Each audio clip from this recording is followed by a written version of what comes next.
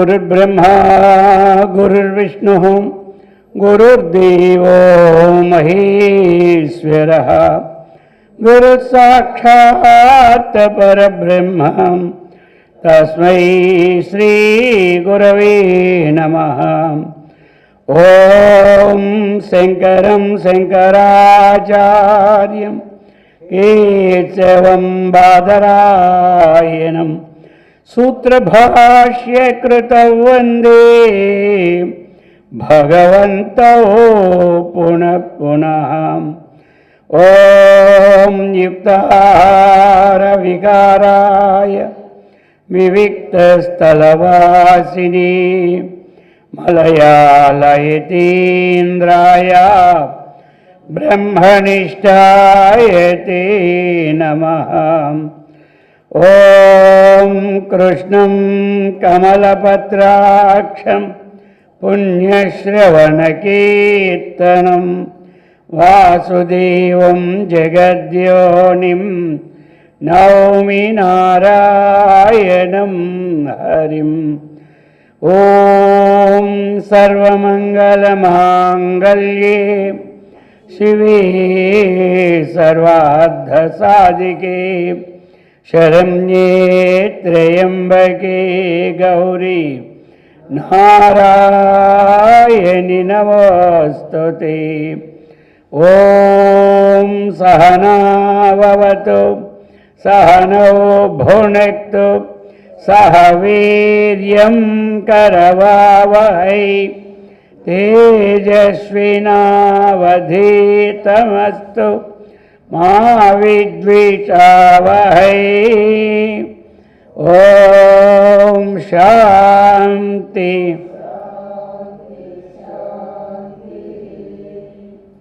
हरिः ॐ तत्सत्। ॐ भस्माभिषेकामहितकरा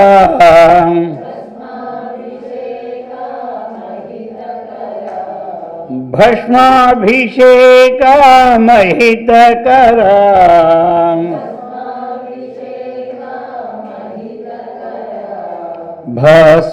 भस्मविभूषिता सुन्दरा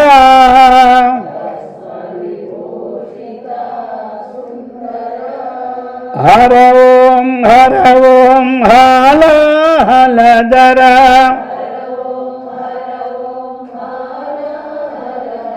हर ओम हाला हलधरा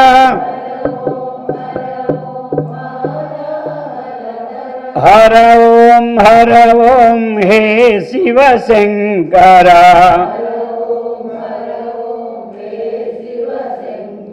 गिरिधर नगधर गौरी मनोहरा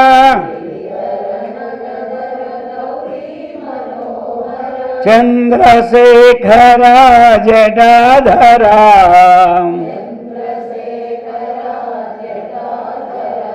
तक धिमि धिमि तक तांडव रूपा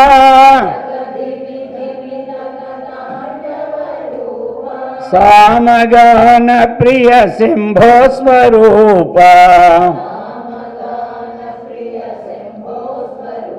शंभो स्वरूपा सत्य स्वरूपा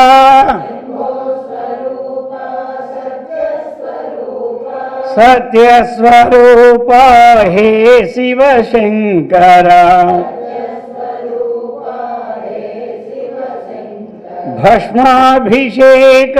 भस्माभिषेकामहितकरा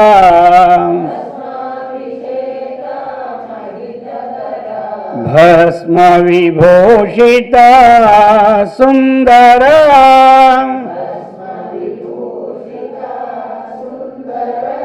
गोपाल कृष्ण भगवान की, सद्गुरु महाराज की, जगदम्ब माता की।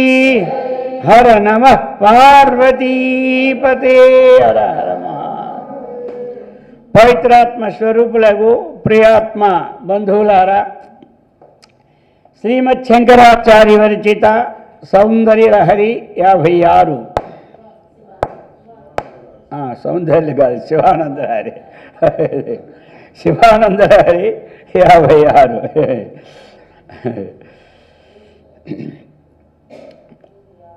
56 5 6. नित्याय त्रिगुणात्मने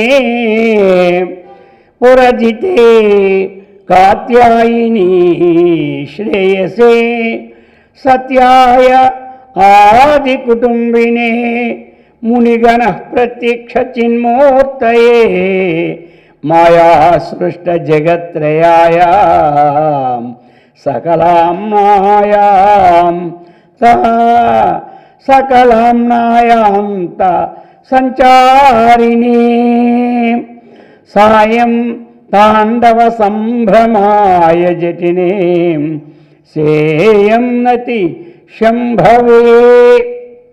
ఆ యొక్క శంకరాచార్యుల వారు శివుణ్ణి ప్రార్థిస్తూ ఉన్నారు ఈ విధంగా. ఆ విధంగానే మనం ఏం చేయాలి? హెద్ది దాచతి శ్రేష్ఠ తత్తదేవే తరోజన. మంచివారు ఏం చేస్తే మనం కూడా అదే ఆచరించాలి.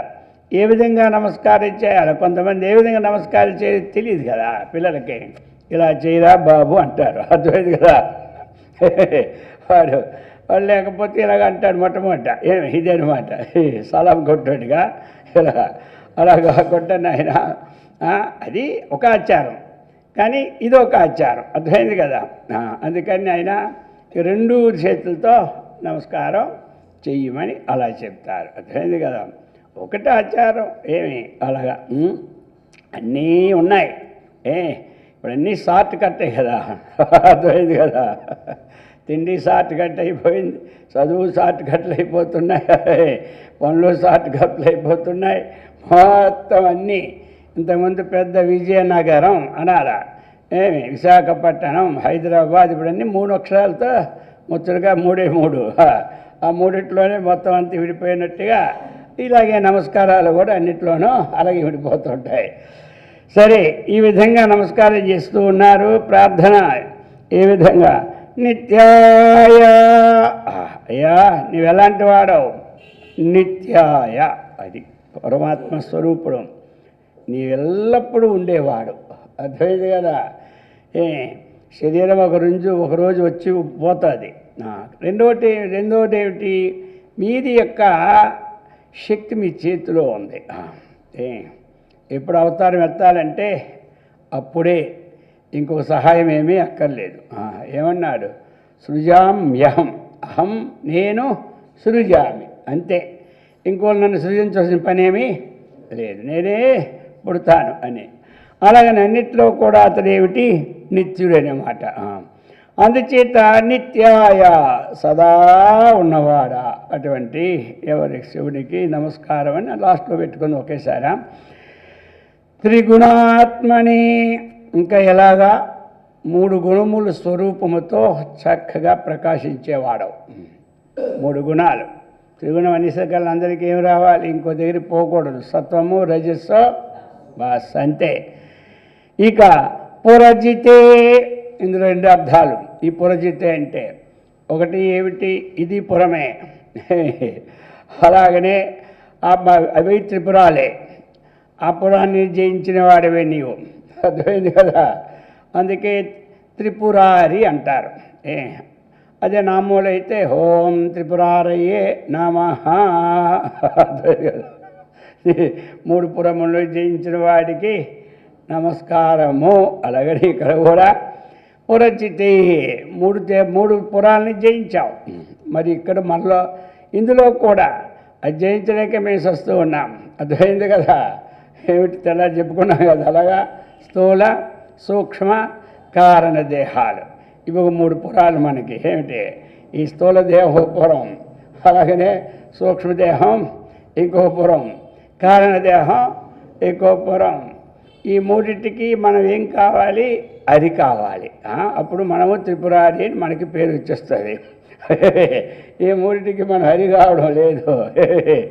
కాబట్టి ఈ మూడిటి మనకేముంటుంది? ప్రీతి ఉంటుంది అన్నమాట. ఆ ప్రీతి ఏం చేస్తుంది? జన్మలకి హేతు అవుతుంది. కాబట్టి నువ్వు త్రిపురమును జయించావు. నేను ఎందుకు ప్రార్థిస్తున్నాను? నాలో ఉన్న త్రిపురాలు జయించడానికి సామర్థ్యాన్ని ప్రసాదించు. అర్థమైంది కదా? స్వయంగా వచ్చి ఎవరు జయించరు. అర్థమైందా? ఇది ఎందుకంటే సామర్థ్యాన్ని కోరుకోవాలి మనం. అర్థమైంది కదా? ఎవరికి వారే జయించుకోవాలి. స్వయంగా వచ్చి అలా ఉన్నాయి కదా, నీకు మొత్తం తీసి పైన పారేస్తాను, అలా పారేది ఇది కాదు. ఇది ఇంట్లో చెత్త అయితే తీసుకెళ్ళి పారేయవచ్చు ఎవడైనా ఇంట్లో. కానీ ఒంట్లో చెత్త ఎవరిదో వారే తీసుకోవచ్చు. ఎవరు కూడా నీ చెత్త నువ్వే తీసుకో. చేసే ఉపాయం చెబుతున్నాను నీకు తేలిగ్గా. కొంతమంది చెత్త తీసుకోవడానికి కొన్ని 100 సంవత్సరాలు అవుతాయి. ఎందుకంటే నువ్వు ఎప్పుడు నన్నే వేడుకుంటున్నావు కాబట్టి, నీ సంగతి నాకు అర్థమైపోయింది కాబట్టి నీ చెత్త తీసుకోవడానికి తేలిగా చూస్తా. అన్ని 100 సంవత్సరాలు నీకు అక్కర్లే. నువ్వు గట్టిగా పట్టుబెట్టుంటే ఒక్కరోజులోనే, ఒక్కరోజుకి అయిపోతే ఎలా స్వామి అంటావా? ఉండు నెలలు తీద్దుగానా ఇప్పుడు మన వారి దగ్గరికి పోయారు కదా ఎవరు, అక్కడ మన రమణ మహర్షి దగ్గరికి ఒక ఆయన పోయినాడు. పోయి మహాతిథిగా పోయాడు. అర్థమైంది కదా? పోయి స్వామీజీ పాహిమాం పాహి త్రాహిమాం త్రాహి, ఈ ఘోరమైనటువంటి అరణ్యంలో నేను ఏడుస్తూ ఉన్నాను, నాకు వెంటనే మీరు బోధ ఇవ్వాలన్నాడు. ఆయన చూశాడు, బాబో ఇంతవరకు ఇలాంటి వాడు ఎవడు నాకు దొరకనే లేదే, వీడు తీవ్రమైన వైరాగ్యంలో ఉన్నందు వీడికి. అందుచేత నాయనా నీకు ఇంకొక మార్గం లేదు, నువ్వు ఎక్కడి నుంచి వచ్చావో అక్కడికి వెళ్ళిపో, ఇమీడియట్లీ వెళ్ళిపో అన్నాడు. ఏంటి ఇమీడియట్లీ వెళ్ళిపోండి? నేను టికెటే తీసుకోవాలి. నేను టికెటే కదా, ఒక పక్క టికెట్ చేసుకున్నాను కానీ స్వామీజీ రాను పోటు రిజర్వేషన్ చేయించుకోలేదు. ఇప్పుడే వచ్చినా, నీకు దిగి ఎంతసేపు అయింది, మీ దగ్గరికి స్నానం చేసుకుని మీ దగ్గరికి వచ్చినా, మీరు వెంటనే పోమంటున్నారు. అర్థమైంది కదా? అందుచేత సరే ఈయనకి అర్థం అవ్వలే. తెలియదు కదా, ఆ మొక్కి ఈయనకి అర్థం అవ్వలే.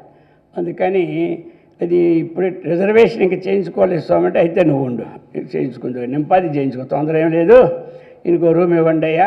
అర్థమైంది కదా? అందులో పెట్టండి, రోజు మందిరికి వచ్చి సత్సంగం వింటూనే ఉండని చెప్పాడు. ఆయన ఉద్దేశం ఏంటి?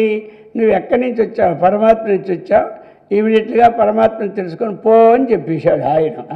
ఈయనకి అంతపాటు అర్థమైతే కదా, నేను విశాఖపట్నం నుంచి వచ్చాను కాబట్టి తిరిగి రిజర్వేషన్ లేదన్నాడు. ఇంతే తేడా. అర్థమైంది కదా? ఇది అనమాట. అందుచేత పురజితే, ఆ 3 పురాలు కూడా ధ్వంసం చేయడానికి అసమర్థుడు నేను, నీ సామర్థ్యం ఉండాలి. అందుచేత నాకు స్థూల సూక్ష్మ కారణాంతర కేళనం పరిపాలనం విశ్వతేజస్ ప్రాజ్ఞ చేత సమంతరాత్మ నిజాం సుఖం సర్వకారణమీశ్వరం నిటలాంతరాల విహారకం ప్రాతరేవ హిమానసాంతర్భావయే గురుపాదుకం. ఆ విధంగా ఆ 3ట్లోనూ ఉన్నాడు ఆయన. కానీ ఆ 3 కూడా మనం వశం చేసుకోవడానికి తగిన శక్తి ఈ యొక్క సత్సంగాల ద్వారా వస్తుంది, ఇంకో దానివల్ల రాదు. అటువంటి స్థితిని కలుగజేయమంటున్నాడు. కాత్యాయిని శ్రేయసే, ఇంకా ఎలాంటి వాడు పరమేశ్వరుడు? ఆ యొక్క కాత్యాయిని అంటే ఎవరు? పార్వతీదేవి. శ్రేయాన్ని కోరేవాడవు నీవు అంటే పార్వతీదేవికి చక్కనైనటువంటి పతివై ఉద్ధరిస్తూ ఉన్నావన్నమాట. అది కాబట్టి నీవే తల్లివి తండ్రివి, నీవే నా పతి గతియు నిజముగా కృష్ణ, నీవే నా సకుడవు గురుడవు దైవము, నీవే నా పతి గతియు అన్నట్టుగా. మరి మనందరికీ ఆయనే కదా పతి, పశువునాం పతి పశుపతి. అది ఇంకా సత్యాయ, నీవు ఎలాంటి వాడో తెలుసా? మొత్తం ఏది ఎటు మారినా, మొత్తం అంత ప్రపంచం మారిపోయినా, ఏం ప్రళయకాలం వచ్చినా నీవు ఎలాంటి వాడు? సత్యస్వరూపుడు. అందుకే కదా మనం సత్యనారాయణ వ్రతం చేసుకుంటున్నాం. అర్థమైంది కదా? ఆ సత్యస్వరూపాన్ని తెలుసుకోవడానికే సత్యనారాయణ వ్రతం చేసుకుంటున్నాం. కానీ అందరూ సత్యనారాయణ వ్రతం చేసుకోవడం మంచిదేలే.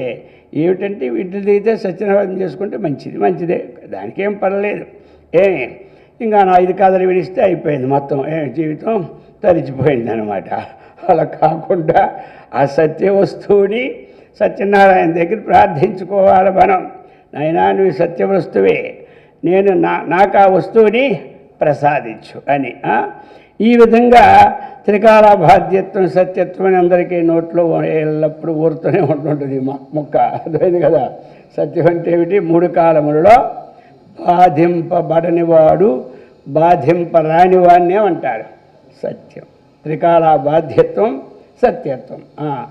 అటువంటి సత్యాయ అటువంటి శ్రీ పరమేశ్వరుని కొరకు నమస్కారం. ఇంకేమిటి? ఆది కుటుంబిని. సృష్టి మొట్టమొదటి సంకల్పించావు నీవే కదా. అర్థమైంది కదా. మొట్టమొదటి సంకల్పం ఎవరు చేశాడు? నువ్వే చేశావు. మొట్టమొదట ఈ కుటుంబానికి ఫస్ట్ ఎవరు? నీవే. అందుచేత ఇదంతా కుటుంబం, వసుదైక కుటుంబం. అందుచేత నువ్వు ఆది కుటుంబిని. ఏకోహం భవిష్యాం ప్రజ అన్నావంటే అర్థం ఏమిటి? ఇదంతా నువ్వు మొట్టమొదట ఈ కుటుంబానికి మొట్టమొదటి పెద్దవాడు, ఆది నీవే అని ఇక్కడ చెప్తూ ఉంటాడు. ఈ విధంగా ముని మనః ప్రత్యక్ష చిన్మూర్తయే. కాబట్టి మునీనాం మనః, ముని మనః, మునినాం మనః. కాబట్టి తేషాం మనసి అంటే అటువంటి మునుల మనస్సులు యందు ప్రత్యక్షంగా చిన్మూర్తయ్య. ఎవరే మునులు? ఇక్కడ మనం అందరికీ ఇప్పుడు మునులమే. అర్థమైంది కదా. అంటే మళ్ళీ మీకు డౌట్ వస్తుంది, మీరు ముని అంటే ఒప్పుకుంటాం కానీ స్వామి మమ్మల్ని కూడా మునుల్లో పడేస్తారా అంటారు. అందరూ మునులమే. అర్థమైందే. మననాతీత ముని చెప్పుకుంటున్నాం కదా. ఇంకోసారి గుర్తు చేసుకోవడానికి, ఎవరు ఈ వేదాంతాన్ని మననం చేస్తారో, వింటారో, మననం చేస్తారో వారందరూ ఎవరు? మునులు. అంతే, అందరూ మునులే అన్నమాట. అర్థమైంది కదా. మునులు అంటే ఎక్కడో సన్యాసులు కాదు. సన్యాసులు తీసుకున్న వాళ్ళు ముళ్ళు అనరు. అర్థమైంది కదా. మునులు ఎవరు అంటారు? ఇప్పుడు సూతులు వారు సౌనికాది మహాముళ్ళకి బోధిస్తూ ఉంటాడు ఎప్పుడు ఏదో కథ. అర్థమైందా? ఈ బోధించిన వాడు మునే, వినేవారు కూడా మునులే. ఈయనకి భార్య ఉంది, వాళ్ళకి భార్య పిల్లలు ఉన్నారు. ఇప్పుడు ఏంటి మన ఉద్దేశం ఏంటి? భార్య పిల్లలు లేనోళ్ళు ముళ్ళేమో అనుకుంటున్నాం మనం. అర్థమైందా? భార్య పిల్లలు లేకపోతే ముళ్ళు అనరు. అదేమో భార్య పిల్లలు ఉంటేనే ఏమంటారు చెప్పండి? ముళ్ళు అంటారు. అర్థం. భార్య పిల్లలు ఉండి ఏం చేయాలి? అది మానవ చేయాలి. ఒకటి భార్య పిల్లలు ఉంటే ముళ్ళు అనరు. భార్య పిల్లలు ఉండి శ్రవణం, ఆత్మశ్రవణం చేయాలి. అలాగనే ధర్మశ్రవణం చేయాలి, ధార్మిక శ్రవణం ఉండాలి, ఆత్మశ్రవణం. 2 శ్రవణాలు మానవుడికి. ఏమిటి? ధార్మిక శ్రవణం అంటే ధర్మ సంబంధమైన గ్రంథాలని మన జీవితంలో పరిపాలించుకోవడానికి అన్నమాట. దానికి ధార్మిక గ్రంథం అంటాం. అలాగే మరి ఆత్మగ్రంథం అంటే ఆత్మను పరిపాలించుకోవాలి. 2 మానవుడికి ఉన్నాయి. ఒకటి ధార్మికం, 2 ఆత్మ. ధార్మికం అంటే ధర్మ సంబంధం అన్నమాట. ధర్మం అంటే ఇక్కడ కేవలం పుణ్యం దానం కాదు ధార్మికం అంటే. కాబట్టి వేద విహితి కర్మ చేయడం అది ధార్మికం. ధార్మికం అంటే ఏమిటి? అధాతో ధర్మ జిజ్ఞాస అన్నటువంటి జైమిని సూత్రం. జైమిని ఏం చేశాడు? మొట్టమొదటి సూత్రం ఏమిటి? అధాతో ధర్మ జిజ్ఞాస. మనకి ఇది కర్మసూత్రం అన్నమాట. మరి మనకి వేదాంత ఏమి సూత్రం? అధాతో బ్రహ్మ జిజ్ఞాస. 2 సూత్రాలు అన్నమాట మనకి. మొదటిది అది, తర్వాత ఇది. 2 సూత్రాలతో జీవితం గడిచిపోద్ది మనగా. కాబట్టి ఈ ప్రకారంగా అధాతో ధర్మ జిజ్ఞాస. మరి ధర్మ జిజ్ఞాసలో ధర్మపదానికి అర్థం ఏమిటి అంటే వేద విహిత కర్మ ధర్మ. అది వేద నిషిద్ధ కర్మ అధర్మ. 2 అన్నమాట ఇక్కడ. ఒకటి అధర్మము, 2 ధర్మము. వేద విహిత కర్మజన్య. వేద విహిత కర్మతో ఏది చేస్తున్నామో అది ధర్మం అనబడి అది పుణ్యం అన్నమాట. కాబట్టి అది ధర్మవత్తు జాయితే ఇది పుణ్యం. ధర్మం వల్ల ఏమొస్తుంది? పుణ్యం వస్తుంది. అధర్మం వల్ల ఏమొస్తుంది? పాపం వస్తుంది. ధర్మాధర్మాలు ఏంటి? వేద అది అన్నమాట. ధర్మ సంబంధమైనది మనకు ఉండాలి. వేదం ఏం చెప్పిందో, ఏ ఆశ్రమంలో ఉన్న వారికి ఏం చెప్పిందో ఆ ధర్మాలు పాటించుకోవాలి మనం. అర్థమైంది కదా. అలాగని ఇవి పాటించుకొని అన్నాళ్ళు ఉన్నా లాభం లేదు. ఇటు తర్వాత కోర్సుకి వెళ్ళాలి. ఎల్లప్పుడు 10th కూర్చుంటే ఉద్యోగం ఎవడిస్తాడు? మంచి ఉద్యోగం ఏదో ఒకటి ఇస్తాడు. అక్కడ ఇక్కడ ఫ్యూన్ పని, బంటోది పని, అందివ్వడం పని, అంతకన్నా ఎక్కువ ఈ రోజుల్లో. అందుచేత మళ్ళీ పెద్ద ఉద్యోగం చదువుకోవాలి. మళ్ళీ పైకి వెళ్ళాలంటే ఆత్మజ్ఞానం సంపాదించుకోవాలి. అది మనకి. అందుచేత ఈ విధంగా మననం చేసినటువంటి మునులు ఏమిటి, వాళ్ళు ఎప్పుడూ కూడా ఈ ఆధ్యాత్మిక ఆత్మతత్వాన్ని చక్కగా మననం చేస్తారు. అహం బ్రహ్మాస్మి బ్రహ్మైవాహమస్మి అని. రెండవది ఏమిటి, ఆత్మ నిర్వికారము, నిరాకారము, నిరంజనము, నిత్య శుద్ధ బుద్ధ ముక్త స్వరూపమే మననం చేస్తే వాళ్ళకేం ప్రత్యక్షం అవుతుంది? చిన్మూర్తయే. వాళ్ళకి చక్కగా ఏమి ఆ చిన్మూర్తి అంటే ఏమిటి? చిదేవమూర్తి చిన్మూర్తి. ఆ చైతన్యమైనటువంటి స్వరూపము తనమని భావన రావడమే అక్కడ మూర్తి భావం. అంతేకాని ప్రత్యక్షము కొత్తగా ప్రత్యక్షం ఏమిటి ఉండదు. చిన్మూర్త ప్రత్యక్షం అంటే ఏమిటి? ప్రత్యక్ష చిన్మూర్తమన్నా చిన్మూర్తి ప్రత్యక్షమన్నా ఒకటే. వాళ్ళ మనలందు ఇది కలుగుతుంది. ఇంకా ఏమిటి? మాయా స్రష్ట జగత్రయ.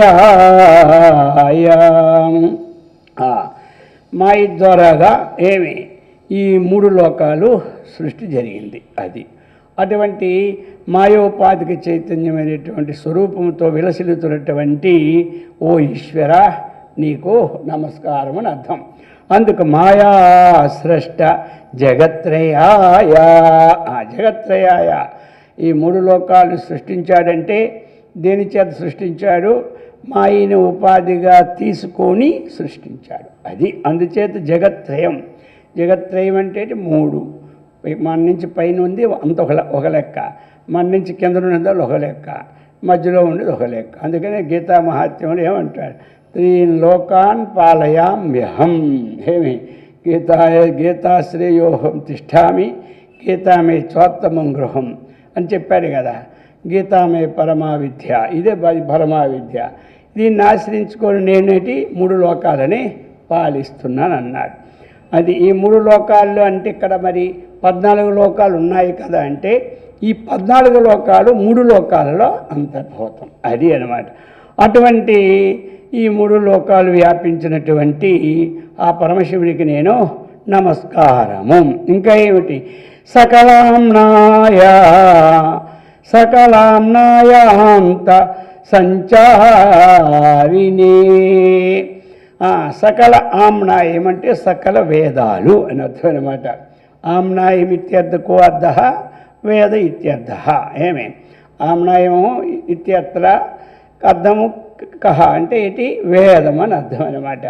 అటువంటి సకలాంనాయ అంతః సంచారిణి. ఎక్కడ సంచారిస్తాడో ఏమి? ఆయన ఈ 4 వేదాల యొక్క నిర్ణయం ఏదైతే ఉన్నదో ఆ వేదాంతంలో ఎల్లప్పుడూ అంటే సంచరించడం అంటే ఆ స్వరూపమే అతడు మన కోసమైన మాట. ఎలాంటి వాడా అని అందులో సంచరిస్తున్నట్టు మన దృష్టికి అన్నమాట. అందులోనే వేదాంతంలో ఉన్నాడు కాబట్టి మనకి ఇంకా సుఖంగా ఉంటుంది కదా. మనవాడు ఏదో డిపార్ట్మెంట్లో ఉన్నాడు అనుకోండి, ఇప్పుడు మనకి ఆ ఉద్యోగం తొందరగా వస్తుంది అన్నమాట. అలాగే ఇప్పుడు మనం సేవించినటువంటి శివుడు ఆ వేదాంతమైనటువంటి ఉపనిషత్తుల్లో భావాల్లో సంచరించాడు అనుకోండి, ఇంకా మనవాడే కదా. అందుకని తొందరగా మనకి అటెక్ అయిపోతుంది. అదేమిటి? ఆత్మతత్వం అన్నటువంటి ఆ భావం మనకి వడ్డించిన వాడు వశమైతే ఏమంటారు? చివరి కూర్చున్నా లడ్డూలు వస్తాయట, లేకపోతే లడ్డు అయిపోయింది పో ఇంకేమున్నాయి వేస్తాడు. అలాగన్నట్టుగా ఈయన సకలాంనాయ అంత సంచారిణి. ఆ 4 వేదాల్లో కూడా చక్కగా అందులోనూ కూడా అంతమైన నిర్ణయమైనటువంటి వేదాంతమైనటువంటి ఆ శిరోభాగంలో చక్కగా సంచరించినటువంటి ఆ పరమశివునకు నమస్కారమని. ఇక అది సాయం తాండవ సంభ్రమాయ. కింద శ్లోకంలో కూడా ఇది వచ్చింది ఎలాగైనమాట. దీనిలో కూడా అదే వచ్చింది. అంటే ఏమిటి అది? నీవు సాయంకాలం అయిపోయిందంటే ఎంత సంభ్రమం తెలుసా శివుడికి. తాండవం ఆడటానికి వెనక ముందు చూసుకోడు, వచ్చాడెవడు పోయాడు ఉన్నాడు, ఎప్పుడు వచ్చి పోయేప్పుడు పద అంటాడు దీనికి తాండానికి అనమాట. అటువంటి చక్రంగా అటువంటి సంభ్రమం పడిపోతాడు. జటనీ జటాధారాయ శంభవే అందరికీ సుఖాన్ని ఇచ్చినటువంటి వాడా అటువంటి సా ఇయం నతి నేను ఈ నమస్కారము నీకు చేస్తూ ఉన్నాను. అది ఇటువంటి విశేషములతో కూడినటువంటి శివుడికి నేను నమస్కారం చేస్తున్నాను. కాబట్టి నువ్వు ఈ విశేషణాలు నాకు హేమి ఇన్ని విశేషణాలు చెప్పామంటే మరి ఆటోమేటిక్గా మనం అడగకపోయినా అవి కావాలని మనం అడగక్కర్లేదబ్బా. ఏంటి ఈరోజు మీ ఇంట్లో వెన్నప్పాలు చేసినట్టుంది, ఇటు నీ తరిసిలా వాసన బాగా వస్తుంది, వాసన బాగా 4 సార్లు అన్నాం అనుకో అప్పుడు అర్థమైపోయింది. ఆయన అడగక్కర్లే, ఒరే బాబు ఇంకెందుకు 4 వరుసలు ఇచ్చిరా అంటాడు. అర్థమైంది. లేకపోతే వాసన దృష్టి పడిపోద్ది, కంటి దృష్టి అలగుండి ఏదైనా దృష్టి పాత్ర ఊరుకుంటుంది ఏంటి. అదే ఇంకా దృష్టి పోవాలంటే మరి నిమ్మకాయలు మంత్రించాలి. ఎందుక గొడవ 2 అరిసెలు పడితే పడిపోతారు ఏంటా. అందుచేత ఈ ప్రకారంగా మరి భగవంతుడా నీలాంటి వాడు అంటుంటేటి నాకు అలాంటిది కావాలి, నేను అడగాల నీకు తెలీదా. అందుచేత ఇది అనే భావం అన్నమాట. ఈ ప్రకారంగా నీకు నేను 100 నమస్కారాలు 1,000,000 నమస్కారాలు అంటాం కదా మనం ఒక్కరు, అలాగనమాట. నతి నమస్కారం నీకు చేస్తూ ఉన్నాను అని ఈ 56వ శ్లోకంలో చక్కగా ప్రార్థిస్తున్నారు. ఇంకా కూడా ప్రార్థన చేస్తూ ఉన్నారు. ఈ విధంగా చెప్పి నిత్యం స్వాదర పోషణాయ నిత్యం స్వాదర పోషణాయ సకలానుద్దేశ్య విత్తాశయా వ్యర్థం పర్యటనం కరోమి భవతః సేవాం న జానే విభోం మజ్జన్మాంతర పుణ్యపాకబలతః త్వం శర్వః సర్వాంతరః తిష్టస్మి వహితేన వా పశుపతి తే రక్షణీయోస్మ్యహం.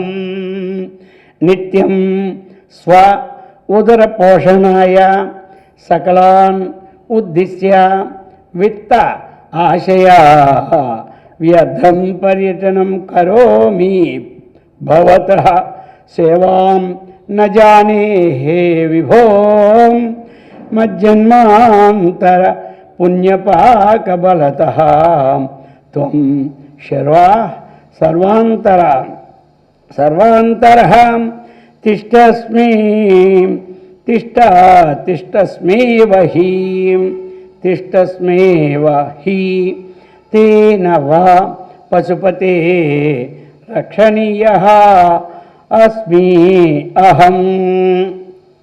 ఈ ప్రకారముగా చెప్తూ ఉన్నాడు. ఏమి భగవంతుణ్ణి ప్రార్థిస్తున్నాడు. ఎలా మళ్ళీ నిత్యం, ఇందాకే నిత్యం అంటే ఏమిటంటే ఎల్లప్పుడూ, అది అర్థం ఏమిటంటే 3 త్రికాలములో ఉన్నటువంటి స్వరూపాన్ని అక్కడ అర్థం అర్థమైంది కదా. ఇక్కడ ఏమిటంటే ఆ పక్క చరణాన్ని బట్టి దీనికి అర్థం చేసుకోవాలి మనం, అదనమాట. మళ్ళీ ఇక్కడ నిత్యం ఎల్లప్పుడూ ఉన్నవాడు అని కాదు ఇక్కడ అర్థం. ఇక్కడ నిత్యం ప్రతిదినము కూడా నేను ఏంటంటే నా పరిస్థితి ప్రతిదినం స్వ ఉదర పోషణాయ ఏమి తన యొక్క ఉదర పోషణార్థం ఇది అంటారు కదా, ఉదర పోషణార్థం బహుకృత వేష ఏమి. అందుచేత నిత్యం ప్రతిదినం అన్నమాట. అంటే ఎల్లప్పుడూ అనుదినమన్నా ప్రతిదినమన్నా ఒకటే. కాబట్టి స్వ తన యొక్క నా యొక్క ఏమి. కాబట్టి ఉదర పోషణాయ ఉదరాన్ని పోషించుటకు విత్తాశయ.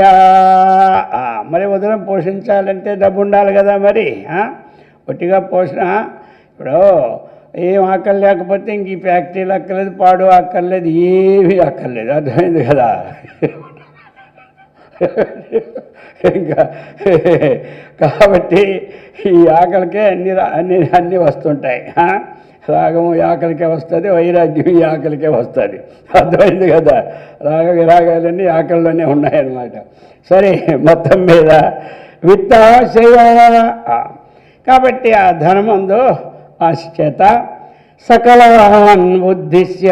మరి ఒకటేంటండి, అది ఏ విధంగా రావాలో అనేక వ్యాపారాలు చేస్తూనే ఉండాలి. అర్థమైంది కదా. ఏదో ఒక పని చదువుకున్నాడు, చదువు పెద్దదే, ఏమి లాభం, ఆ పెద్ద ఉద్యోగం రాలేదు, చిన్నదానికి వెళ్ళడానికి ఇష్టం లేదు, మరి ఇంట్లోనేమో కాలం గడవదు. ఇప్పుడు ఏం చేయాలి? మరి ఏదో పనికి పోవాలి. అర్థమైంది కదా. అయినా ఏదో పనికి వెళ్ళి ఉద్యోగం పెద్దది కాదు, ఇంకోసారి వస్తా ఉందా, నీకు ఎక్స్పీరియన్స్ అయినా వస్తుంది, మాకు డబ్బులు లేని ఇంట్లోకి వస్తే పొమ్మంటారు. అర్థమైందా. ఏదో ఒక పని ఇష్టం లేకపోయినా పోతూనే ఉంటుండాలా. అలాగే కొన్ని పనులు కొన్ని దగ్గరలో ఒక్కొక్కరు ఉంటారు, వాళ్ళ మాట అందులో ఉద్యోగం జాయిన్ అయ్యాడు, వాడు ఏం చెప్తే అదే చేయాలి. అర్థమైంది కదా. వాడు ఏ మార్గంలోకి వెళ్తే ఆ మార్గంలో పనులు చేయవలసి వస్తుంది. ఎందుకంటే వాడు జీతం ఇస్తున్నాడు కదా. వీడికి తెలుసు ఈ మార్గం మంచిది కాదు వాడు చెప్పాడని, కానీ వీడికి అన్యదా శరణం నాస్తి సయ్యవ శరణం అస్తి ఏమంటారు. అది చేస్తే కానీ డబ్బు రాదు. ఆ చేసే పనిలో అది వక్ర పని అని తెలుసు, అది కుటిల పని అని తెలుసు, కానీ చేయకపోతే రాదు. చేయలేదా. ఇప్పుడు కొంతమంది డబ్బు ఇచ్చినా చెడ్డ పనులు చేయిస్తారు, కొంత డబ్బు ఇచ్చినా మంచి పనులు చేయిస్తారు. మరి ఇప్పుడు ఇదనమాట సకలాన్, రకరకాలైనటువంటివి ఉద్దేశ్య. ఈ సకలాన్ ఈ ప్రయోజనములుగా అన్నమాట. అటువంటి ఉద్దేశ్య ఏం చేస్తాడు? వ్యర్థం పర్యటనం కరోమి. వ్యర్థంగా లోకంలో తిరుగుతూ ఉన్నాను. పర్యటనం అంటే తిరగడం అన్నమాట. అటనం అంటే తిరగడం అన్నమాట. భిక్షాటనం అంటే భిక్ష కోసం తిరగడం, ధనాటనం అంటే ధనం కోసం తిరగడం, శాస్త్రాటనం అంటే శాస్త్రం కోసం తిరగడం. ఇదే అన్నమాట. ఎందుకంటే ఒక ముక్క చెప్తే అది అర్థం అవుతుంది అని చెప్తాను, ఇంకేమీ లేదు. అదంటే అందరూ తెలిసి ఒకటే భిక్షాటనకు వచ్చారా అంటాడు. అర్థమైందా. మరి అటనం అంటే తిరగడం భిక్ష కోసం. అందుచేత వ్యర్థం పర్యటనం పరితః అటనం పర్యటనం అన్ని వైపులా కూడా వ్యర్థంగా తిరుగుతూ కరోమి. కరోమి అంటే ఎవరు? అహం కరోమి, నేను చేస్తూ ఉన్నాను. ఈ చేసి ఏమైపోయింది తెలుసా? నా కర్మ ఇందులోనే సరిపోతుంది.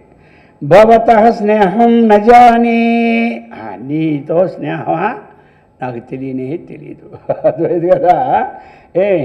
ఇక దాన్ని నా తిండి కోసమే సరిపోతుంది స్నేహం. వాళ్ళతో స్నేహం చేసుకొని వాళ్ళతో తిరిగి వాళ్ళకు పోయేది వాళ్ళు ఏదంటే అదే సుత్తు కొడుతుంటేనే నాకు డబ్బులు వస్తాయి, కానీ లేకపోతే రావన్నమాట. అందుచేత ఇక భవతః సేవాం, నీ సేవ నేను నజానే. అది అన్నమాట. నీ సేవ ఒకటే సేవ.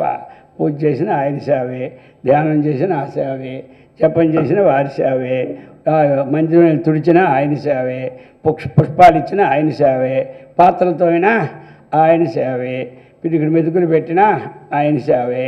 ఎవరి సేవ? మన సేవ పాడా అంతా ఆయన సేవే. అర్థమైంది కదా. అందుచేత అలాంటివి కూడా నాకు నజాని. కొంతమందికి ఉండదు, దండం పెట్టడమే తెలీదు, గుడికి వెళ్ళడమే తెలీదు. అర్థమైంది కదా. చాలామందికి గుడి అంటే ఏంటని అడుగుతారన్నమాట. అది బడిలో నేసించేది బడి తెలిసింది, కానీ లేదా అది బడి అంటే ఏమిటి అడిగే వాళ్ళు కూడా చాలామంది. అందుకే ఒక ఆయన ఒక ఇంటికి భోజనానికి వెళ్ళాడట. భోజనంకి వెళ్తే అమ్మగారు బాగా భోజనం పెట్టారు ఫుల్గా ఆయనకి. పోయిన తర్వాత భోజనం అంతా ఫుల్ తినేసిన తర్వాత కూర్చున్నాడు. కూర్చున్న తర్వాత అమ్మ ప్రశాంతం కొంత ఒక మొక్క అడిగింది, స్వామీజీ ఆ గీత సంగతి కాస్త అన్నది. అంటే ఈవిడనుకో ఆయన అనుకున్నాడు, ఇప్పటికే కడుపు నిండిపోయింది దుంపాదేగా, ఆ సంగతి నాకు మళ్ళీ పట్టదు కదా, ఏమిటి అదేదో తినబడి పదార్థం అనుకున్నాడు ఆయన. అందుకని అమ్మ నాకు కడుపు నిండిపోయింది, ఇంక నేను ఇప్పుడే తినలేను అన్నాడట. ఓ నీ దుంపాది.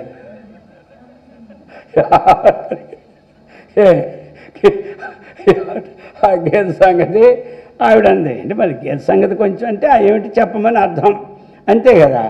మరి చెప్పమంటే బాగుండదు కదా, తిని పెట్టి మళ్ళీ చెప్పమంటావా అంటారు అనుకొని కొంతమంది ఆ గీత సంగతి అన్నారు. అందుచేత ఆయన అనుకున్నాడు, ఇప్పుడే కడుపు నిండిపోయింది, ఇంక నేను తెల్లేను అన్నాడట. అర్థమైంది కదా. అందుచేత ఈ విధంగా నజానే. చాలామందికి అది వస్తువు తినడానికి అనుకుంటారా, అది ఈ మధ్యలో పర్వాలేదు, అన్ని టీవీల్లో వచ్చి అంత గీతలు వచ్చి మొత్తం బ్రహ్మాండంగా తెలిసిపోతున్నాయి. ఇప్పుడు తెలిసిపోయింది గీత అంటే ఏమిటి అని. అలాగా నజానే విభో సర్వవ్యాపక స్వరూప మజ్జన్మాంతర పుణ్యపాక బలత. ఏమిటంటే మజ్జన్మాంతర, అది ఇంకోటి జన్మ పుణ్యపాకం నాకేం రాదు, అదే ఒకటి దగ్గర వేస్తుంటాడు. మన వాళ్ళ పుణ్యం వీళ్ళ పుణ్యం అంతర పుణ్యమో ఏమి ఇదంతా అంటే పుణ్యం వస్తుంది రండి, కొంతవరకు రాదని కాదు, ప్రయత్నం మనకు ఉండాలి. జ్ఞానం తెలుసుకోవడానికి కొంత పుణ్యం కలుస్తుంది. ఏమి ఇంట్లో అందరూ ఉంటారు కదా, మరి ఆ పుణ్యం అందరికీ ట్రాన్స్ఫర్ అవుతూ ఉంటుంటుంది, అర్థమైంది కదా, అది పర్వాలేదు. అందుచేత పుణ్యం ఉండాలి. ఏముండాలి? పుణ్యం ఉండాలి, అది అనమాట. అందుకు అయితే ఇక్కడ అన్యజన్మ మజ్జన్మ ఏమి జన్మాంతర పుణ్యం మత్తు నా యొక్క అంతరం జన్మ జన్మాంతరం, అంతరం అంటే ఇంకొకటి అన్నమాట. ఇంకా జన్మాంతర పుణ్యపాక బలత, ఏమి బలత అంటే పుణ్యపాక బలం వలన త్వం శర్వ హయా పరమేశ్వర సర్వాంతర, అంతటా వ్యాపించినటువంటి మహాదేవ శంభో విభో ఒకటి ఉంది ఇందులోను. ఏమి సర్వాంతర ఒకటి ఉన్నదనమాట, శర్వగా ఒకటి ఉన్నదనమాట, పశుపతి అని ఒకటి ఉంది, మొత్తం 4 ఉన్నాయి ఇందులోను, అర్థమైంది కదా. అందుచేత ఈ ప్రకారముగా ఏమి అయితే ఇక్కడ ఏమిటి చెప్తున్నాడంటే మజ్జన్మాంతర పుణ్యపాక బలత త్వం, ఎక్కడో ఇరికిస్తూనే ఉంటాడు శంకరాచార్యుల వాళ్ళ తత్వాన్ని. సర్వాంతర తిష్టస్మన్నేవహి తేనా, నాకు ఉన్నటువంటి ఏమి స్థూల శరీరం కానీ సూక్ష్మ శరీరం కానీ కారణ శరీరము కానీ ఇక జాగ్రత్త స్వప్న సుషుప్తి అవస్థలలో కానీ ఏమి ఈ ప్రకారముగా తిష్టస్మన్నేవహి, నీవు నా హృదయంలో ఉన్నావు. తిష్ట అంటే ఏమిటి? తిష్టస్మి, కాబట్టి తిష్టస్మేవ ఒకటే పదం అది. కాబట్టి ఈ ప్రకారంగా ఉన్నావు. ఎక్కడున్నావు నీవు? సర్వాంతర, సర్వాంతర అనే పదం 2 విధాలు. ఏమి సర్వాంతర అంటే ఏమిటి? ఇక్కడ అంతర్యామిగా నీవు ఉండి నా యొక్క స్థూల సూక్ష్మ కారణ శరీరాలు పంచకోశాలు ఏవైతే ఉన్నాయో ఆ అన్నిట్లోనూ నీవు తిష్ట ఉన్నావు. ఏమి ఒకటి ఇప్పుడు బాహ్యానికి సర్వాంతరం అనుకుంటాం, ఏమి అలాగనే అంతరం కూడా సర్వాంతర, అంతర సర్వం, అంతరే సర్వం అంటే ఏమిటి? లోపల సర్వం అన్నటువంటిది, లోపల మన పంచకోశాలు ఉన్నాయి, అందులోనూ అనుశ్యోతం ఉన్నది. ఇది కాదు అనుకొని చెరు మిగిలేదు నేనని చెబుతున్నాడు కదా.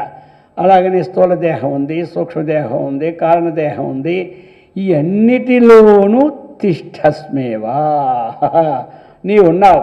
తేనా, కాబట్టి ఎంత సూక్ష్మంగా అడుగుతున్నాడు తెలుసా ఇతను. తేనా, ఆ కారణము చేత తే నీకు నేను, ఏమి అర్థమైందా? తేనా, తే అంటే నీకు లేక నీ యొక్క, నీకు నేనే ఏమవుతున్నాను? అహం రక్షణీయోస్మి. అందుచేత నీవు ఎక్కడో ఉన్నావని నాకు కాదు ఇక్కడ, ఇప్పుడు నా లోపట నీవు ఉన్నావు కాబట్టి నేను నీ చేత రక్షింపదగిన వాడనని చెబుతున్నాడు. అది ఇక్కడ ఏమి నేను నీ చేత రక్షింపదగిన వాడను అంటే అర్థం ఏమిటి? నీవు నన్ను తప్పకుండా రక్షించాలి, అర్థమైంది కదా. అంటే నా సంగతి అంతా నీవే చూసుకోవాలంటారు కదా. అయ్యా బాబు నాది ఏమీ లేదు, నా సంగతి అంతా నీవే చూసుకొని, కాబట్టి నా సంగతి అంతా నీవే చూసుకోవాలి. మరి ఇప్పుడు ఏమంటున్నాడు? ఇన్ని చెప్పి ఇక్కడ నా శరీరములోనే నీవు ఉన్నావు. పట్టుబడి నాకేమీ తెలియదని అన్నాడు, అర్థమైందా? తెలియదన్న వరకే తెలివి ఎక్కువ అనమాట. ఏమి అర్థమైందా? ఎందుకంటే ఆ అహంకారం లేకుండా ఉండడానికి వాళ్ళు ప్రయోగించుకుంటారు. అర్థమైంది కదా. ఈ అహంకారం ఏమిటంటే నాకే తెలుసు అంటుంటాడు. ఇది పెద్ద గోల, లోకంలో ఇదే గోల కదా ఎక్కువ.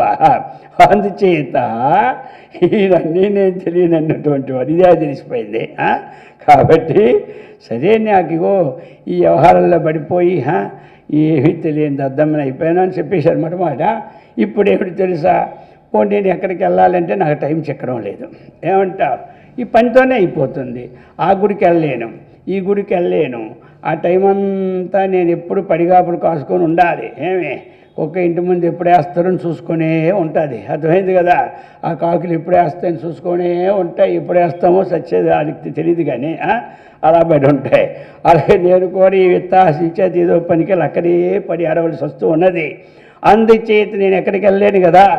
కాబట్టి నీవు దయార్థ హృదయమో ఏదో మొత్తం మీద నా పుణ్యం ఉండబెట్టి నాలో ఉన్నావని చెప్తున్నాడు. ఇప్పుడు జన్మాంతర పుణ్యం అనే బలం ఉంది కాబట్టి దానివల్ల నా హృదయంలో నాదంతా వ్యాపించుకొని నువ్వు ఉన్నావు కాబట్టి తిష్మతిష్టస్మన్నే వహి తేనా, ఆ కారణం చేత మరి నా దగ్గర లోపల ఉన్నావు కదా, మరి లోపల ఉన్నాడు మరి బయటోడు ఎవడైనా రక్షిస్తాడు? లోపల ఉన్నోడు మానేసి బయటవాడు ఎవడు రక్షిస్తాడు? బయటవాడు రక్షించడు. అందుచేత రక్షించాలంటే ఆయనకి నాకేదో సంబంధం ఉండాలా. నాకు ఎవరితో ఏ సంబంధాలు లేవు. కాబట్టి నువ్వేం చేస్తావంటే నువ్వు నాలోనే ఉన్నా కూడా నన్ను రక్షించయ్యా. నువ్వు బయట నేను నీకు వచ్చి రక్షించమని చెప్పలేదు కదా. నేను కైలాసంలో కూర్చున్నాను, నీకెన్ని పనులు నాకు అన్ని పనులు ఉంటాయి, నేను ఎప్పుడు రావాలి నీ దగ్గరికి నువ్వు అంటావేమో. నువ్వు ఇక్కడే మొత్తం ఈ లోపట్లోనే సర్వాంతర. అర్థమైంది కదా. తిష్టస్మన్నే తిష్టస్మేవా, నీ ఇంటి నిత్య రూపముగా నీవు లోపట ఉన్నావు, అంతరే సర్వం. కాబట్టి ఆ కారణం చేతి పశుపతి, మరి నువ్వు నీ పేరు కదా అదే కదనే, ఆ భూతాలన్నీ రక్షించేవాడవు కదా, అందులో నేను మాత్రం భూతం కాదా ఇది చెప్పు. అందుచేత తే రక్షణీయ. కాబట్టి నీ వల్ల నాకు త్వయా రక్షణీయ, ఎందుకంటే త్వయా రక్షణీయ, నీ చేత నేను రక్షింపబడాలి. కాబట్టి తే నీకు నేను రక్షణీయో అస్మి అన్నాడు. తే నీకు, అహం నేను, రక్షణీయ అస్మి రక్షింపదగిన వాడని అగుదును. అంటే అర్థమేమిటి? రక్షించాలి. అది ఆ ప్రయోగాలు అలాగుంటాయి అన్నమాట. అర్థమైంది కదా ఈ ప్రయోగాలు.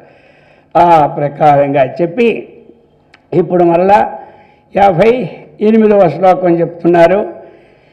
ఏకో వారిజ బాంధవ క్షితినభో వ్యాప్తం తమో మండలం భిత్వా లోచన గోచరోపి భవతి త్వం కోటి సూర్యప్రభా వేద్యః కిం న భవస్యహో ఘనతరం కీదృగ్భవేన్మత్తమా. అది చెప్తున్నారు. అయా ఏక వారిజ బాంధవ క్షితినభో వ్యాప్తం తమో మండలం భిత్వా లోచనగోచరోపి భవతి త్వం లోచనగోచరః అపి భవతి త్వం కోటి సూర్యప్రభః వేద్యః కిం నా భవస్య కిం నా భవస్య అహో ఘనతరం కీదృక్ భవేత్తు మత్తమః. అది మత్తమ, అది అన్నమాట. అది చెప్తున్నారు ఇప్పుడు. ఏమి హే పశుపతే, ఎలాగంటే ఒక సూర్యుడిని ఉదాహరణ తీసుకొని ఈయన కూడా అన్వయం చేస్తూ ఉన్నారనమాట. ఇలాగా ఏం చెప్తున్నారు? హే పశుపతే పరమేశ్వర వారిజ బాంధవ. అది వారిజ, వారి అంటే నీరు. ఏమంట వారి అంటే ఏమిటి? నీరు అనమాట. జలం, జలం. వారి అంటే జలం. వారిజహ వారినః పంచమి. వారినః అంటే వారి జలము వలన. జాయితే ఇది వారిజహ. అర్థమైంది కదా, పద్మం అది అనమాట. కాబట్టి నీరజ పదం వాడుతూ ఉంటుంటారు. ఏమి నీరజ నేత్రుడు అయ్యా నువ్వని. కాబట్టి నీర అన్నా నీరే, వారి అన్నా నీరే, అది అనమాట. అందుచేత వారిజ బాంధవ వారినః జాయితి ఇది వారిజహ అంటే ఏమిటి? పద్మము. పద్మమునికి నీవు ఎలాంటి వాడు? బంధువు అనమాట. ఎప్పుడైతే సూర్యోదయం అయిందో పద్మాలన్నీ చక్కగా వికసిస్తాయి అన్నమాట. మరి వికసించినప్పుడు ఆనందాన్ని పొందుతాయి కదా, ఆనందం ఇచ్చేవాడే బంధువు. ఏమి కాబట్టి బంధువు ఎవడు మనకి? ఆనందం ఇస్తే వాడే బంధువు. అందుచేత అటువంటి ఆ ప్రకారముగా చెప్తున్నారు అనబట్టి ఇక్కడ ఈ ప్రకారం. మొట్టమొదటి పశుపతి అనేది జనరల్, అది అందరికి కూడా అది సంబోధన కదా. పశుపతి చక్కగా భూతముల యొక్క అధిపతి అయినటువంటి జీవులకి వారిజ బాంధవ ఏకః. వారిజ బాంధవుడు అంటే సూర్యుడిని అర్థం. మొత్తానికి ఏముండాలి మనకి ఇప్పుడు? ఆ ముక్కకి అర్థం ఏమిటి? సూర్యుడు, అది అన్నమాట. సూర్యుడు ఏకః. సూర్యుడు ఏకం అనేకం అంటే ఏం చెప్పాలి? ఏకం. మనము ఎన్ని దేశాలు ఉన్నాయో అన్ని దేశాలు వెళ్ళినా ఉన్న సూర్యుడు ఒక్కడే, అది అన్నమాట. అక్కడొకడు ఇక్కడొకడు మరి సూర్యులు పెట్టలే, ఆయన మొత్తానికి ఒకటినే పెట్టినాడు. ఎంతమందిని పెడతాడు? ఒకటిని పెట్టి ఆగలేసి వస్తుంటే 100 మందిని పెట్టి ఇంకెక్కడ ఉండదు వ్యాపారం. అందుచేత ఏకః వారిజ బాంధవ ఏకః. ఇంకా ఏమిటి? క్షితి నభో వ్యాప్తం. క్షితి నభో వ్యాప్తం తమో మండలం భిత్వా. క్షితి అంటే భూమి, నభ అంటే ఆకాశం. దీనికి ఏమిటి అది చెప్తున్నాడు? వ్యాప్తం.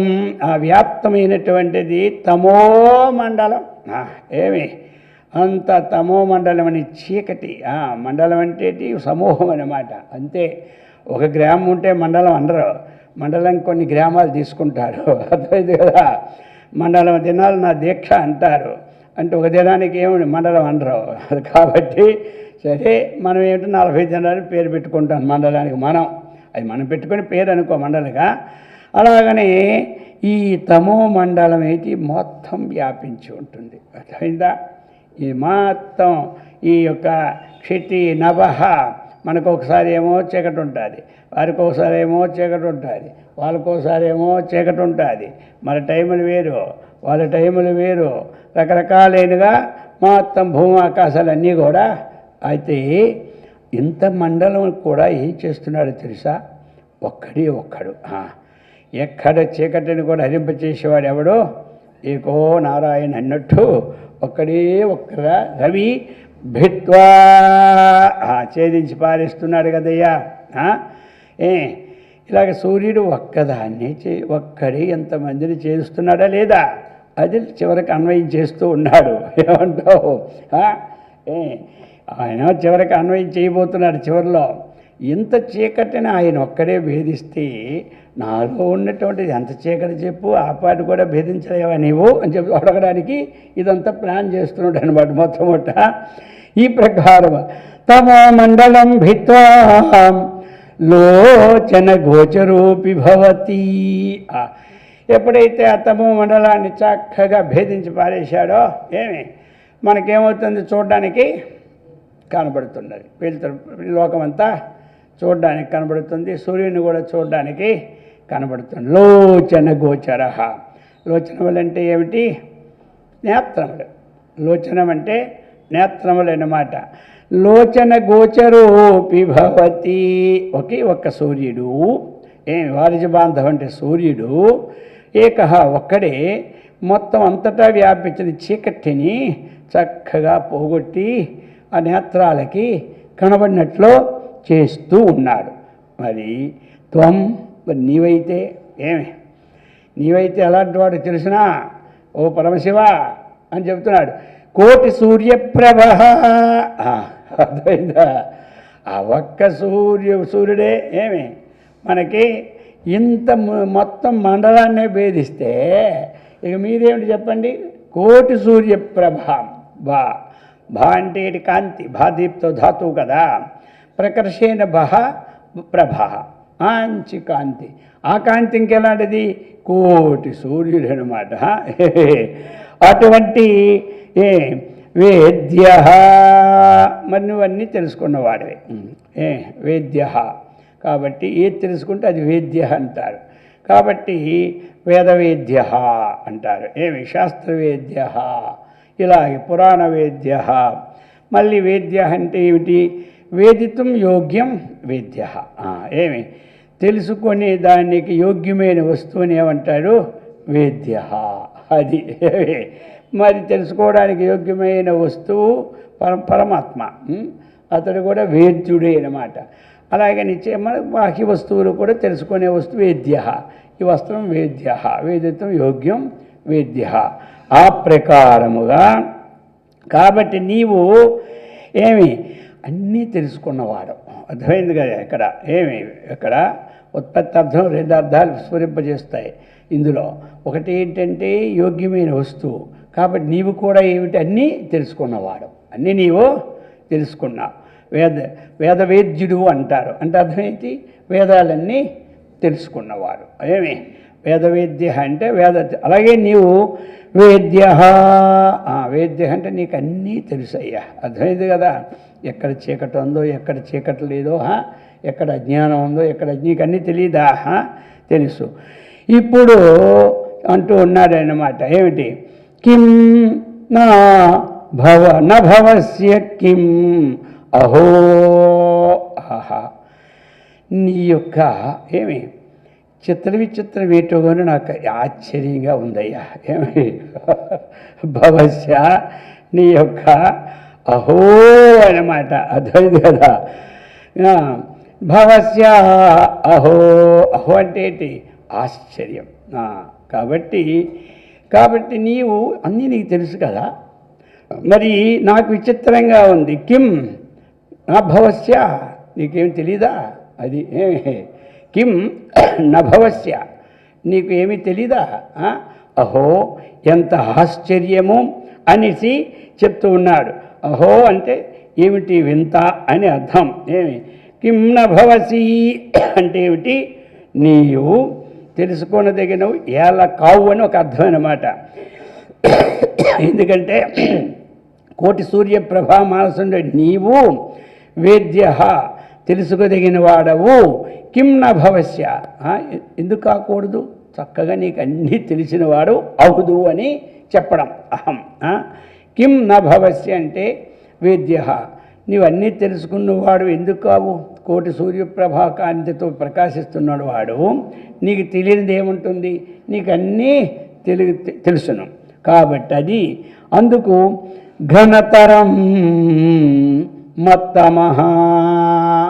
కాబట్టి ఘనతరం, ఘనం అంటేనే గొప్పది అంటారు. ఘనం, ఘనతరం, ఘనతమం. అర్థమైంది కదా? ఇవన్నీ తరతమ భావాలు అన్నమాట. ఒకటి తమహ, మళ్ళీ తరహ, మళ్ళీ తమహ. ఘనం అంటే గొప్పది, ఘనతరం అంటే ఇంకా గొప్పది, ఘనతమ అంటే ఇంకా గొప్పది. అలాగా ఘనతరం ఏమిటి? మత్తమః.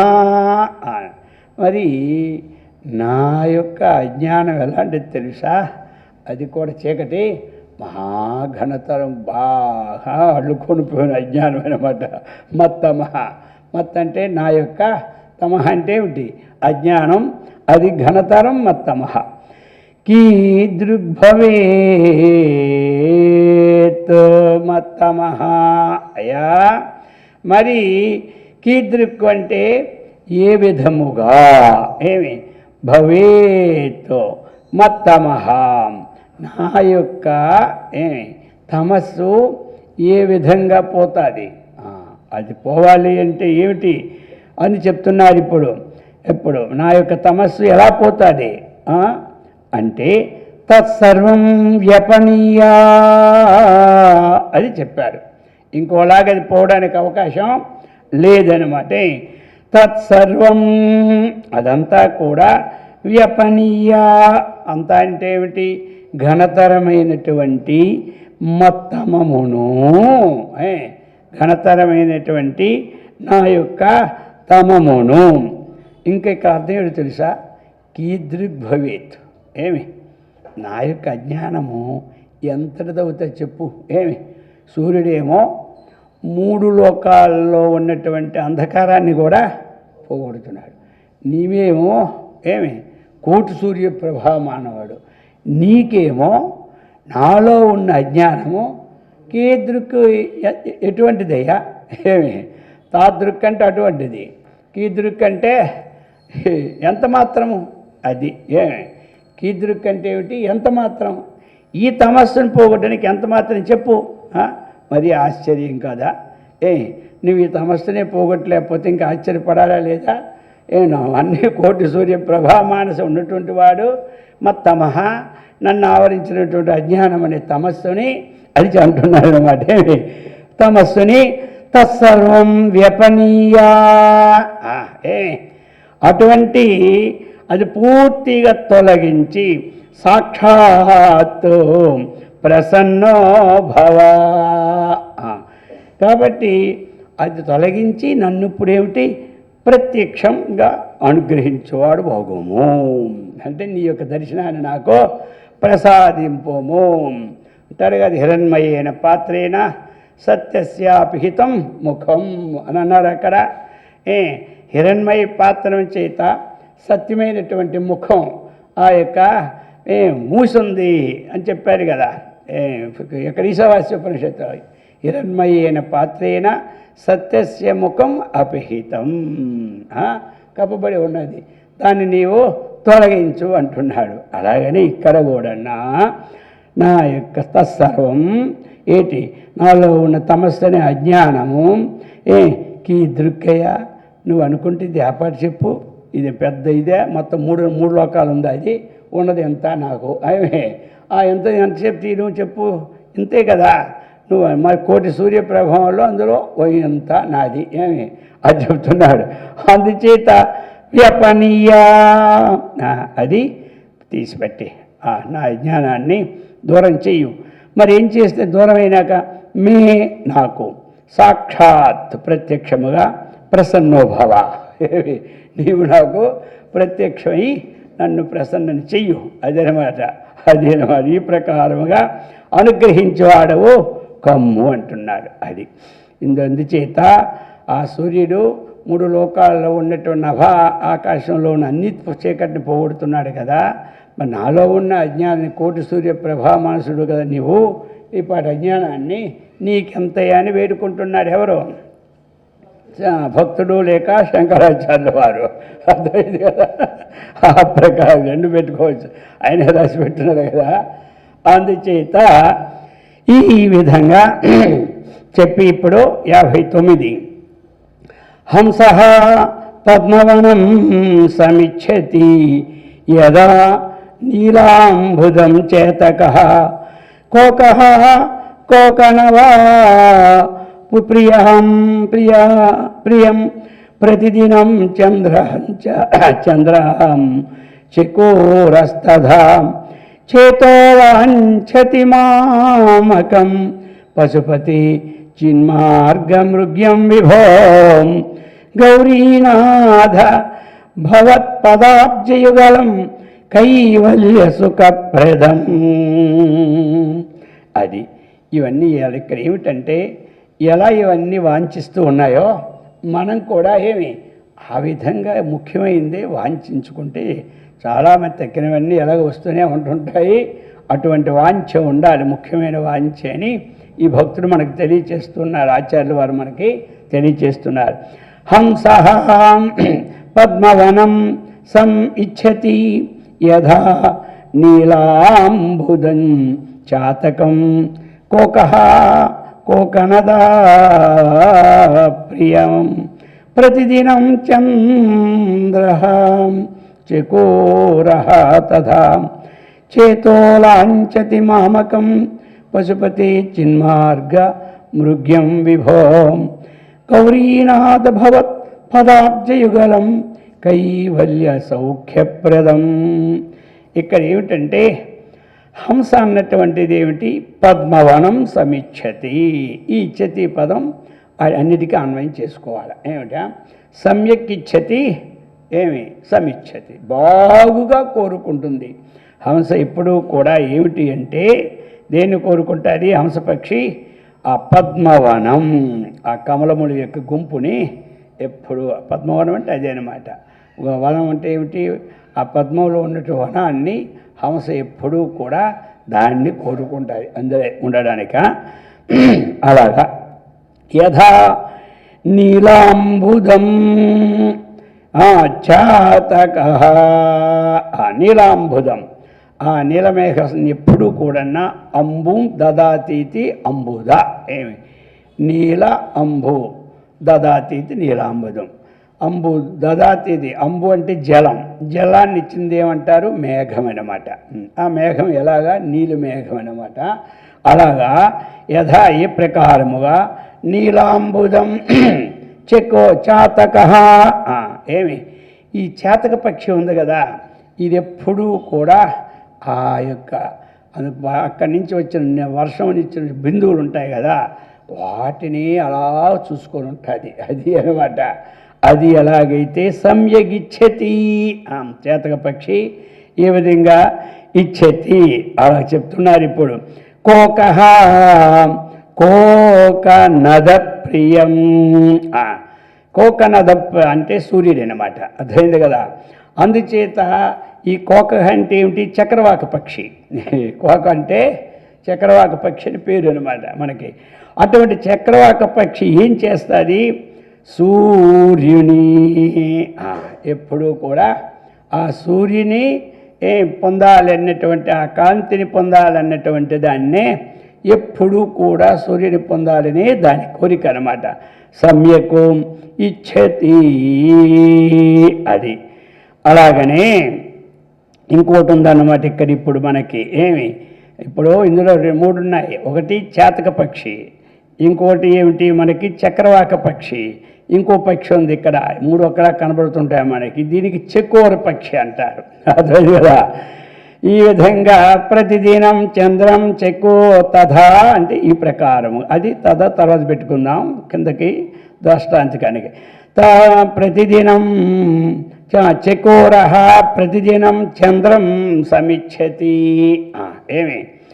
కాబట్టి మనకి ఏమిటిది? చకోర పక్షి అంటారు. ఆ పక్షికి ఇంకోటి లేదు. అర్థమైంది కదా. అది చంద్రుణ్ణే కోరుకుంటారు. ఎందుకంటే ఆ చంద్రుని నుంచి వచ్చినట్టు అమృతాన్ని స్వీకరిస్తుంది అనమాట ఇక్కడ. అర్థమైంది కదా. ఎవరిని కోరుకోవడం దేనికి? అందులో ఉన్నటువంటి తత్వాన్ని గ్రహించడానికి కోరుకోవడం, ఇంకేమీ లే. అందుచేత ఆ చకోర పక్షి చంద్రుణ్ణి కోరుతుంది. తథా ఇంతవరకు మనకేంటి? 1 హంస, 2 చేతక పక్షి, 3 చక్రవాక పక్షి, 4 చకోర పక్షి. 4 ఇచ్చారు. ఈ 4 ఎప్పుడూ కూడా వాటినే కోరుకొని ఉంటాయి. ఏమి? అది మనకి చెప్పుకున్నగా చేతక పక్షికి నీళ్ళు లేకపోయినా సస్తుంది, కానీ ఏమి? దాన్నే కోరుకొని ఉంటుంది. చచ్చిపోదులే, దానికి ఒక సుఖత అయితే చాలు, సంవత్సరం అంతా ఆగకపోయినా పర్లేదా? ఈ వర్షాలు ఎప్పుడు పడితే ఎవడో తెలుసు. అందుచేత ఈ ప్రకారంగా ఇప్పుడు చెప్తాడు. తథా యథా ఇవన్నీ ఉన్నాయో ఏమి? తథా. కాబట్టి యథా అనేది పై మొదటి చరణంలో ఉంటుంది, తథా అనేది లాస్ట్లో ఉంటుంది. రెండో చరణం లాస్ట్. తథా ఈ ప్రకారముగా చెప్తూ ఉన్నాడు. చేత ఏమి? చిన్మార్గ్యం మృగ్యం. కాబట్టి చేత నా యొక్క చేతస్సు. ఏమి? మమ చేత నా యొక్క చేతస్సు అనమాట. అది ఏమిటి చెప్తున్నాడు ఇప్పుడు? చేతో లాంఛతి మామకం. అది చేత ఏంటి? మామకం చేతం అది అనమాట ఇక్కడ. ఏమి? ఇక్కడ చూసారా? మామకం అంటే నాకు సంబంధమైన చిత్తం. ఇప్పుడు నేను కోరుకుంటున్నది అందరి చిత్తాలు తర్వాత సంగతి. స్వయం తీర్ణ పరాం తారహేతు. ముందు ఇంటిని గెలిచి రచ్చగలియమని చెప్పినాడు. అందుకే మామకం చేత, అది అనమాట మామకం. మామకం అంటే అది మామక పాండవశ్చైవ కిమకుర్వత సంజయ. అర్థమైందా? ఏం పెట్టాడు? మామకాహ, నాకు సంబంధమైన దుర్యోధనాదులు, పాండురాజపుత్రులకు ధర్మరాజాదులు, మొత్తం కలపలేదు. అర్థమైంది కదా? అందుకని మామకం ఇది అనమాట అర్థం. అందుచేత మామకం మామకం చేత, అది అందుచేత చెప్పారు ఇక్కడ. నా సంబంధమైన చిత్తం ఏమిటంటే చిన్మార్గమృగ్యం. చిన్మార్గమృగ్యం అది చిన్మార్గం అంటే మనకి అది చక్కగా దానికి మార్గం ఎక్కడదంటే ఉపనిషత్తులన్నీ మార్గాలు ఆ చిత్తు దొరకడానికి అదేమి అటువంటి జన్మార్గ్యం ఆ చిత్తు చైతన్యం దొరకడానికి ఏమిటి అంటే మార్గము ఉపనిషత్తులు ఎందు. మృగ్యము అంటే వెదుగుదగినటువంటిది. అందుకని ఆ ఉపనిషత్తులు ఎందు చక్కగా వెదుగుదగిన. ఇంకా ఏం చెప్తున్నారు ఇక్కడ? కైవల్య సౌఖ్యప్రదం. కైవల్య సౌఖ్యప్రదం. కైవల్య సౌఖ్యప్రదం అంటే ఏమిటి చూడు. కేవలస్య భావ కైవల్య. గుణరహితమైనటువంటి సర్వాంతర్యామి అయినటువంటి ఆ స్వరూపము యొక్క బ్రహ్మభావం, అది ఆ భావమే సుఖము, సుఖమే భావం. అది మనకి చెప్పుకోవడానికి ఏంటంటే అటువంటి సుఖాన్ని ఇమ్మని. సుఖం కంటే భిన్నం బ్రహ్మము లేదు, బ్రహ్మము కంటే సుఖము భిన్నము లేదు. బ్రహ్మానందమన్నా బ్రహ్మసుఖమన్నా ఒక్కటే. సుఖే బ్రహ్మ ఏవ సుఖ బ్రహ్మసుఖ, సుఖ ఏవ బ్రహ్మ సుఖ బ్రహ్మ. మళ్ళీ ఈ సుఖాలన్నీ కూడా మళ్ళీ మామూలు కిందకు వస్తాయి. అందుకని బ్రహ్మ ఏవ సుఖాన్ని పెట్టుకుంటూ తర్వాత అంత వచ్చినాక ఎలాగని పెట్టుకున్నా పర్వాలేదు. లేకపోతే ఈ సుఖమే బ్రహ్మం అనుకుంటారు, లేకపోతే అందుకు బ్రహ్మ ఏవ సుఖ, అది బ్రహ్మానందం. అందుకు కైవల్య సౌఖ్యప్రదం, ఇది కైవల్యమైనటువంటి సౌఖ్యప్రదం. గౌరీనాథ, ఇది కూడా ఏమిటి? సంబోధనే. అర్థమైంది కదా? భవత్పాదాబ్జయుగలం మామకం. మళ్ళీ ఆ పైకి వెళ్ళి మామకం చేత వాంఛతి. ఒకసారి అటు ఇటు తిరిగేసుకోవాలన్నమాట. ఏంటి? భవత్పాదాబ్జయుగలం. అయ్యా, అందుచేత నీ పాదం ఎలాంటిది అంటే ఉపనిషత్తులకి మార్గం చూపెట్టినటువంటిది. దాంట్లో కైవల్యమైన సౌఖ్యప్రదం వచ్చినటువంటిది. ఇక మామకం చేత వాంఛతి, నాకు సంబంధమైన చిత్తము ఇది సమ్యక్ ఇచ్చతి అని అక్కడ పెట్టాడు. ఇక్కడ వాంఛతి. ఆ నాలుగు ఏ విధంగా అయితే ఇచ్చతి అన్నా వాంఛతి అన్నా ఒకటే అన్నమాట. వాంఛతి అన్నా కోరుచున్నాడు, ఇచ్చతి అన్నా. కొంతమంది అంటారు ఏమిటో కానీ ఎంత తింటున్నాడు వాడికి వాంచే పోలేదండి అంటారు. కొంతమంది వాడికి ఇచ్చే పోలేదంటారు. ఇచ్చతి ఎలాంటిదో వాంఛతి అలాంటిది. అందుచేత అటువంటిది అవన్నీ ఎలాగైతే వాటికి తప్ప ఇంకొకటి వాంఛించడం లేదో అలాగే నా చిత్తము కూడా నీ పాదాంబుజములు ఎలాంటివై అంటే చక్కగా ఉపనిషత్తుల మార్గంలోకి వెళ్ళి కైవల్య ధామాన్ని అలంకరింప చేయడానికి యోగ్యమైనటువంటివి నీ పాదాలు. అందుచేత నేను నీ పాదాలని వాంఛిస్తూ ఉన్నాను. నాకు ఇది కావాలి, వాళ్ళకి అది కావాలి, ఇది నాకు ప్రసాదించు అన్నటువంటి విషయాన్ని కోరుకోవాలి. అది ఎలా కోరుకోవాలి అంటే అన్నీ కోరుకోండి. మొదటి చెప్తాను కదా, ఏ కోరిక కోరొద్దని చెప్పడం లేదు, అన్నీ కోరుకోండి. కానీ ఇదొకటి ముఖ్యంగా రోజు కోరుకోవాలి. భగవంతుడా, ఆ జీవపరబ్రహ్మణ ఐక్యమైన పరమాత్మ స్వరూపం అహం బ్రహ్మాస్మని నేను ఎప్పుడు దృఢమైన బుద్ధి నాకు కలుగుతుందని రోజు ఉదయం ఒకసారి ఇది త్రికాల పఠే నిత్యం సహి ఐశ్వర్యమస్తి, స్వర్గమస్తి, ఆత్మజ్ఞానమస్తి. అర్థమైందా? 3 కాలాల్లో అనుకుంటుంటే ఆ స్తోత్రాలన్నీ అనుకుంటే ఎలాగైతే ఉంటుందో ఈ ముక్కలు కూడా 3 కాలాల్లో అనుకున్నాం అనుకోండి, పుణ్యం వస్తుంది. అలాగనే వస్తుంది. ఈ ప్రకారముగా మరి ఆ భగవంతుని అనుగ్రహం మన చక్కగా ఉండి సత్కర్మనిష్టను, భగవద్భక్తిని, ఆత్మవిజ్ఞాన సంపత్తిని, ఆయురారోగ్య ఐశ్వర్యాన్ని కూడా ఆ భగవంతుడు అందరికీ ఇచ్చి సదా రక్షించుగాక.